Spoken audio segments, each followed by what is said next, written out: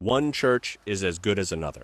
It doesn't matter which church you go to, as long as there's community and people love Jesus, it's all the same.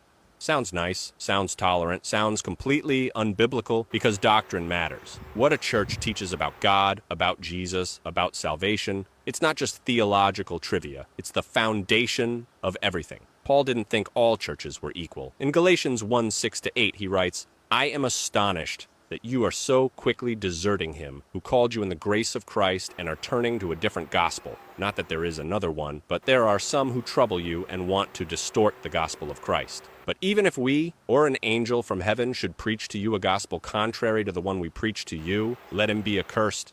Let him be accursed. That's not mild disagreement. That's serious. Because false teaching doesn't just confuse people, it destroys them.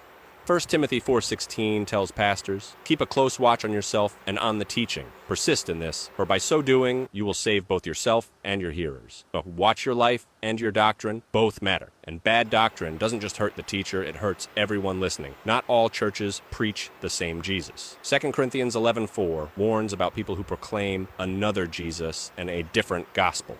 Some churches preach a Jesus who's just a moral teacher. Others preach a Jesus who wants to make everyone rich. Still, others preach a Jesus who saves without repentance. Those aren't the same Jesus, and those aren't the same gospel. Revelation 2 and 3 show Jesus evaluating 7 churches, and his assessments are very different. He commends some, rebukes others, warns a few they're about to lose their lampstand entirely. Jesus doesn't say, they're all fine as long as they're sincere. He judges them based on faithfulness to truth. Sound doctrine isn't optional. It's not a preference. It's the foundation the church is built on. Without it, everything else collapses. So no, one church isn't as good as another. Find a church that teaches the word faithfully, because what's preached from the pulpit shapes what's believed in the pews, and belief determines eternity.